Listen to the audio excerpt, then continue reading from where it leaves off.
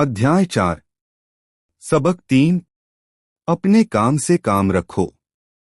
1974 में मैकडॉनल्ड के मालिक रे क्रॉक से आग्रह किया गया कि वे ऑस्टिन में टेक्सास यूनिवर्सिटी में एमबीए की कक्षा में व्याख्यान दें।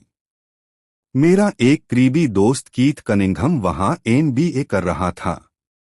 बहुत अच्छी और प्रेरणादायी चर्चा के बाद कक्षा खत्म हो गई और विद्यार्थियों ने रे से पूछा कि क्या वे बियर के लिए उनके फेवरेट बार में चलेंगे।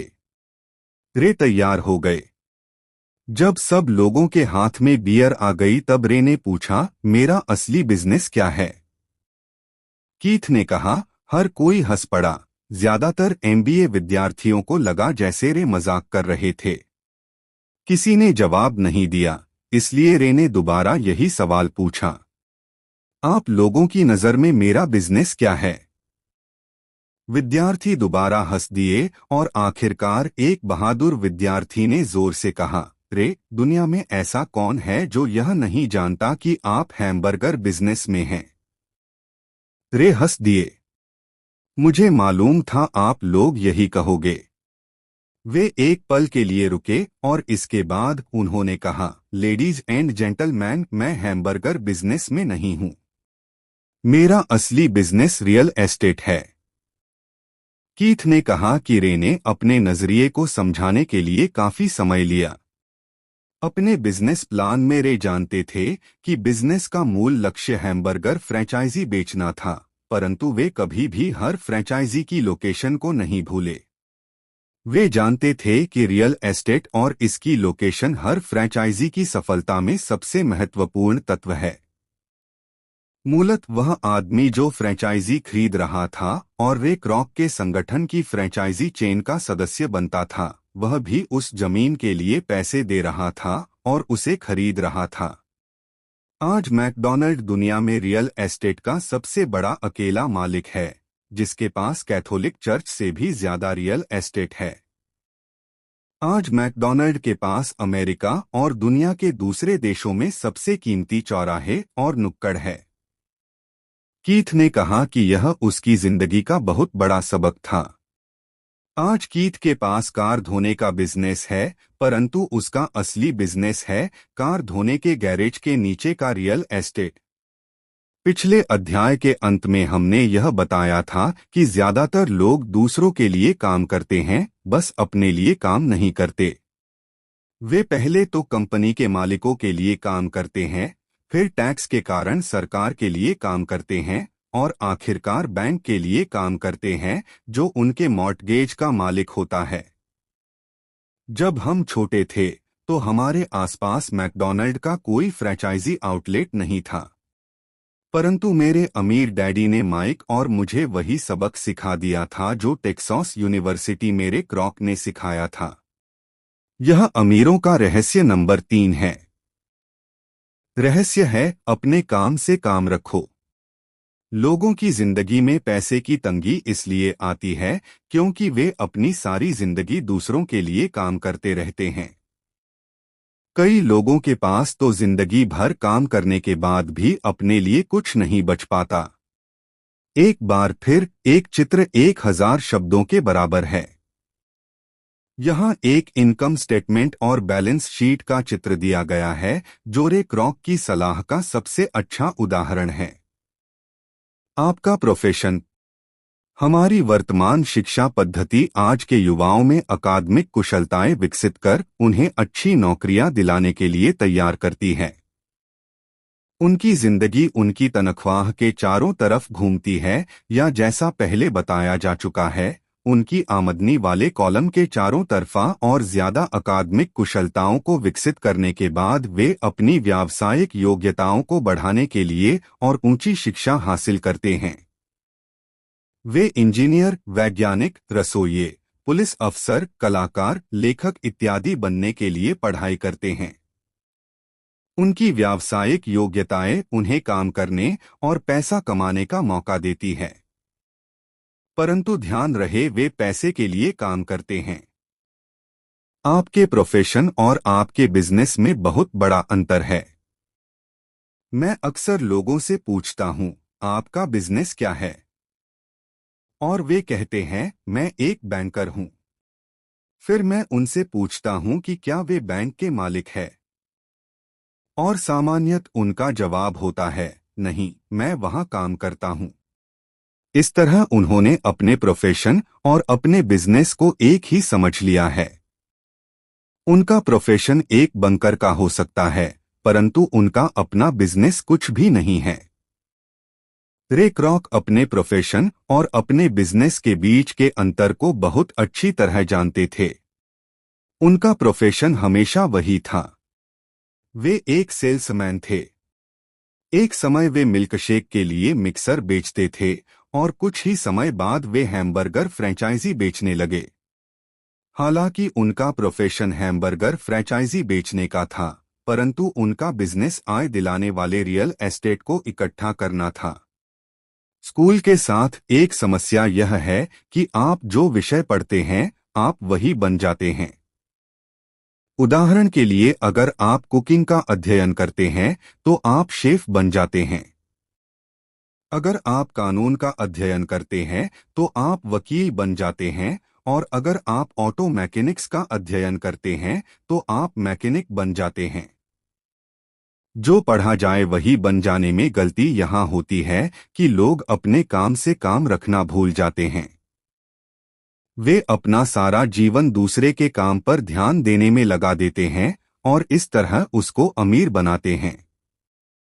आर्थिक रूप से सुरक्षित बनने के लिए किसी आदमी को अपने काम से काम रखने की जरूरत है। आपका बिजनेस आपके संपत्ति वाले कॉलम के चारों तरफ घूमता है, जो आपकी आमदनी वाले कॉलम के विपरीत होता है। जैसा पहले बताया जा चुका है, नंबर 1 नियम यह जानना है कि संपत्ति और दायित्व के बीच अंतर होता है, और इसलिए हमें संपत्ति ही खरीदनी चाहिए। अमीर लोग अपने संपत्ति वाले कॉलम पर ध्यान देते हैं, जबकि बाकी सभी लोग अपने इनकम स्टेटमेंट पर ध्यान देते हैं। इसीलिए हमें यह बहुत सुनने में आता है, मुझे ज्यादा तनख्वाह की जरूरत है, काश कि मुझे प्रमोशन मिल जाए, मैं एक बार फिर स्कूल जाकर कुछ और प्रशिक्षण लेने वाला हूं ताकि मैं बेहतर नौकरी पा सकूं, मैं ओवरटाइम करने वाला हूं, शायद मुझे कोई पार्ट टाइम काम मिल जाए, मैं 2 सप्ताह में नौकरी छोड़ रहा हूं, मुझे एक नई नौकरी मिल गई है जिसमें तनख्वाह ज्यादा है। कई समूहों में ये समझदारी के विचार हैं। परंतु अगर आप रे क्रॉक की बात समझ लेते हैं तो ऐसा करके आप अपने काम से काम नहीं रख रहे हैं। ये सभी विचार अपना पूरा ध्यान आमदनी वाले कॉलम पर केंद्रित किए हुए है, और अगर अतिरिक्त धन का उपयोग आमदनी बढ़ाने वाली संपत्तियों को खरीदने में किया जाता है, तभी वह आदमी आर्थिक रूप से सुरक्षित हो सकता है। गरीब और मध्य वर्ग के ज्यादातर लोग आर्थिक रूप से पुरातनपंथी होते हैं, यानी मैं जोखिम नहीं उठा सकता, यानी कि उनका कोई आर्थिक आधार नहीं होता। वे अपनी नौकरियों से चिपके रहते हैं। वे खेल को सुरक्षित तरीके से खेलते हैं। जब कंपनियों का आकार छोटा होने लगा तो लाखों करोड़ों लोगों को पता चला कि जिसे वे अपनी सबसे बड़ी संपत्ति मानते थे, यानी कि उनका घर, वह उन्हें जिंदा मार रहा है। उनकी घर नामक संपत्ति हर माह उनकी जेब से पैसे निकलवा रही थी। उनकी कार, उनकी दूसरी संपत्ति भी उन्हें जिंदा मार रही थी। गैरेज में रखे $1000 में खरीदे गए उनके गोल्फ क्लब अब $1000 के नहीं रह गए थे। नौकरी की सुरक्षा न होने के कारण अब उनके पास जीवनयापन का कोई आधार नहीं बचा था। उनके विचार में जो संपत्तियां थी, वे पैसे के संकट के समय में उनकी कुछ भी मदद नहीं कर सकती थी। मैं यह मानकर चल रहा हूं कि हम में से ज्यादातर ने मकान खरीदने या कार खरीदने के लिए बैंकर से लोन के लिए आवेदन फॉर्म भरा है। नेटवर्थ खंड पर नजर डालना हमेशा रोचक रहता है। यह रोचक इसलिए होता है क्योंकि इससे हम जान पाते हैं कि बैंकिंग और अकाउंटिंग में किन चीजों को संपत्तियां माना जाता है। एक दिन कर्ज लेने के लिए मेरी माली हालत बहुत अच्छी नहीं लग रही थी, इसलिए मैंने अपने नए गोल्फ क्लब, मेरे आर्ट कलेक्शन, पुस्तकें, स्टीरियो, टेलीविजन, अरमानी सूट्स, कलाई घड़ियां, जूते और दीगर चीजों को संपत्ति वाले कॉलम में दिखा दिया। मेरे लोन के आवेदन को अस्वीकार कर दिया गया क्योंकि मेरा बहुत ज्यादा निवेश रियल एस्टेट में था। लोन कमेटी को यह पसंद नहीं आया था कि मैं अपार्टमेंट हाउसेस से इतने ज्यादा पैसे कमा रहा था। वे यह जानना चाहते थे कि मेरे पास एक सामान्य नौकरी क्यों नहीं है जिसमें वेतन मिलता हो। उन्होंने मेरे अरमानी सूट्स, गोल्फ क्लब या आर्ट कलेक्शन के बारे में कोई सवाल नहीं किए। जिंदगी कई बार कठिन हो जाती है जब आप स्टैंडर्ड प्रोफाइल में फिट नहीं होते हैं। मैं हर बार चौंक जाता हूं जब मैं किसी को यह कहते हुए सुनता हूं कि उनकी नेट वर्थ $10 लाख है या $1 लाख है या ऐसा ही कोई और आंकड़ा। नेट वर्थ के सटीक न होने का एक खास कारण यह है कि जिस पल आप अपनी संपत्तियों को बेचना शुरू करते हैं, आपको प्राप्तियों पर टैक्स चुकाना पड़ता है। इतने सारे लोग अपने आप को पैसे के गहरे संकट में डाल लेते हैं जब उनकी आमदनी कम हो जाती है। पैसा जुटाने के लिए वे अपनी संपत्तियां बेचते हैं। पहले तो उनकी व्यक्तिगत संपत्तियां सामान्यतः उस मूल्य से बहुत कम में बिकती है जो उनकी बैलेंस शीट में दिखाया गया है। या अगर संपत्तियों को बेचने से कोई फायदा होता है तो उस पर टैक्स लगा दिया जाता है।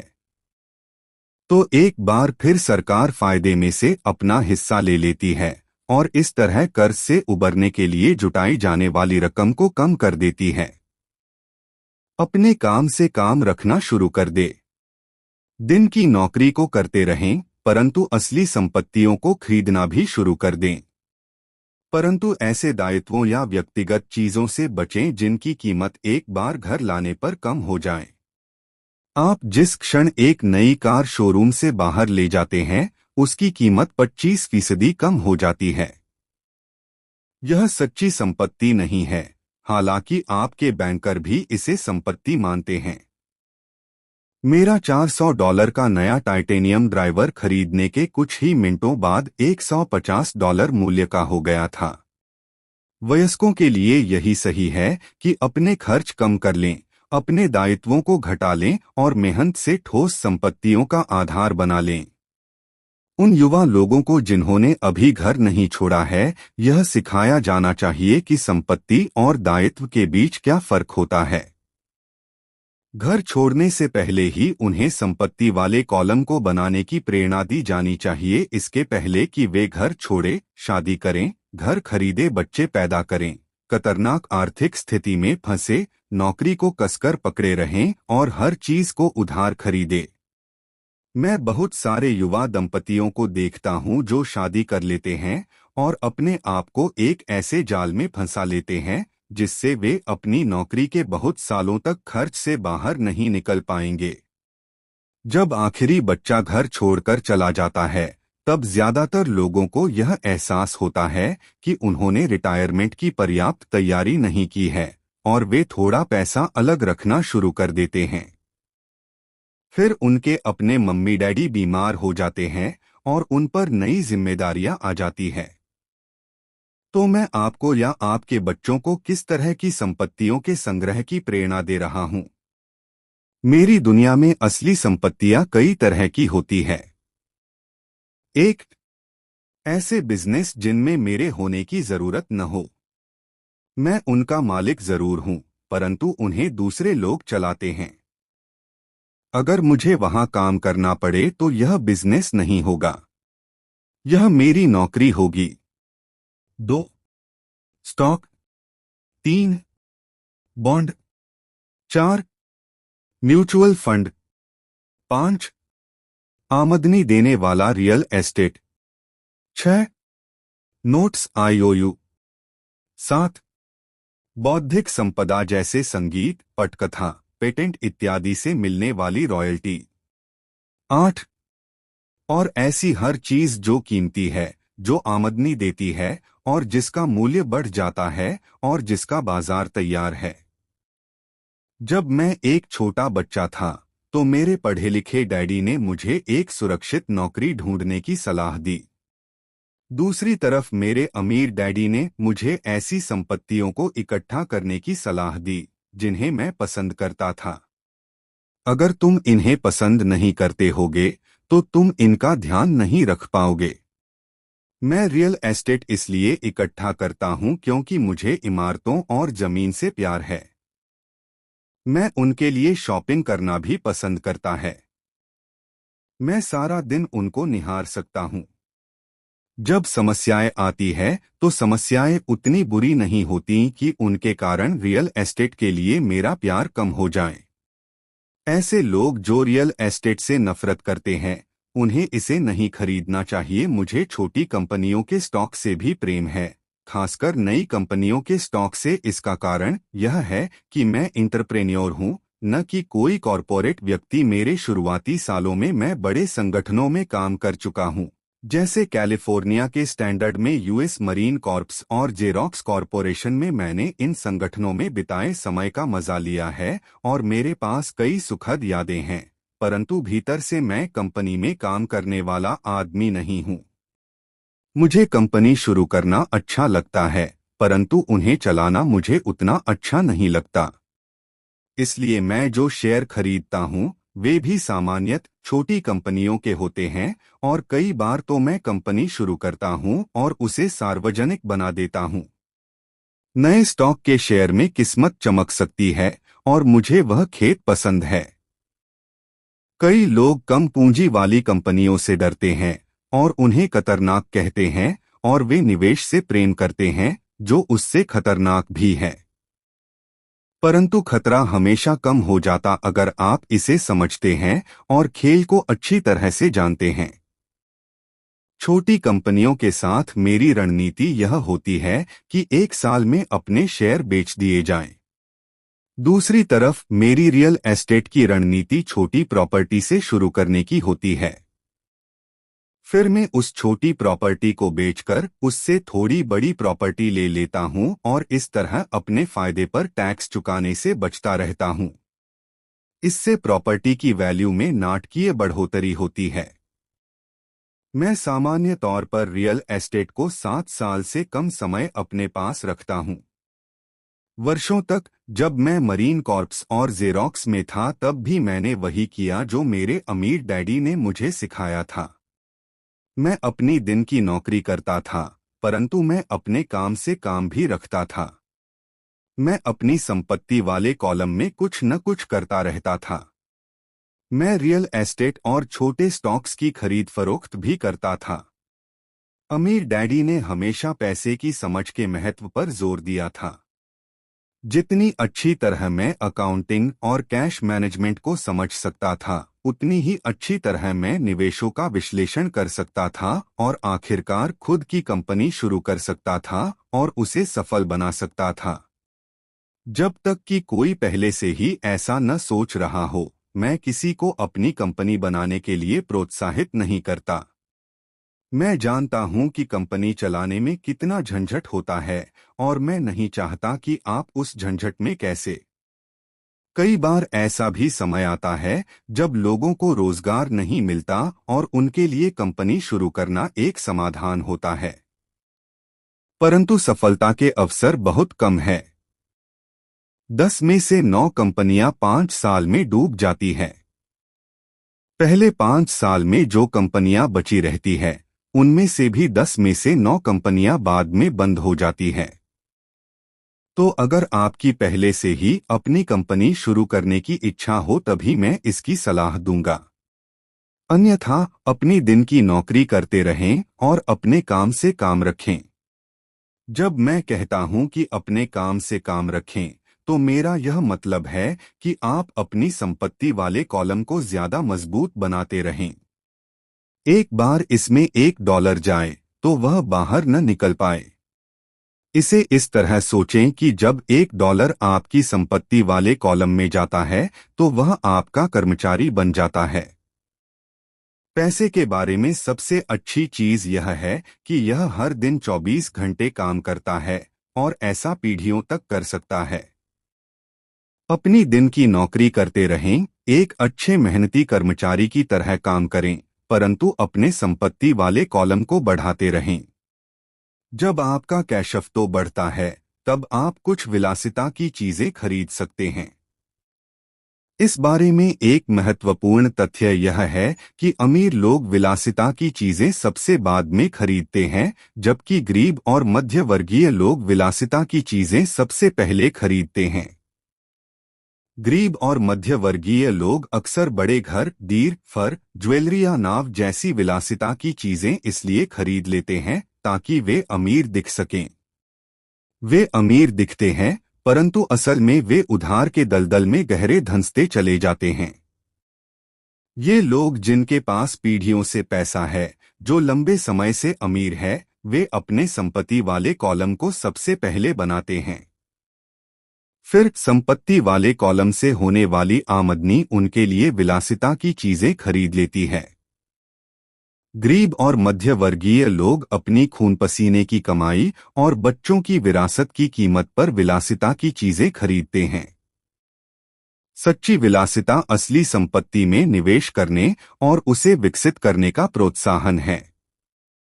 उदाहरण के तौर पर, जब मेरी पत्नी और मेरे पास हमारे अपार्टमेंट हाउसेस से अतिरिक्त पैसा आने लगा, तो वह बाजार गई और अपने लिए मर्सिडीज खरीद लाई।